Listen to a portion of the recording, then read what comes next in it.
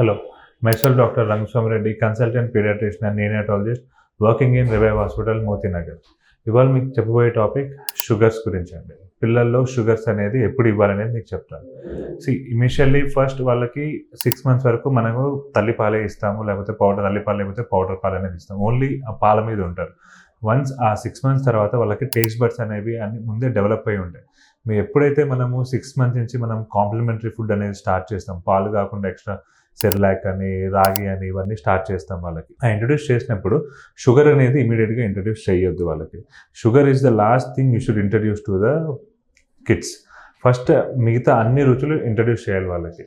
Okay, sugar మనం ఎక్కువ మీరు ఇచ్చేసి ఫస్ట్లోనే ఇస్తున్నారు అనుకోండి, దట్ విల్ ఆ బ్రెయిన్కి ఒక సిగ్నల్ లాగా వెళ్ళిపోయి డోపమైన్ అనేది రిలీజ్ అవుతుంది. దానివల్ల వాళ్ళు ఫుల్ హ్యాపీగా ఉంటారు, ఎక్కువ ఎగ్జైట్ అవుతారు, మళ్ళీ ప్రతిసారి షుగర్ కావాలనే కోరుకుంటారు.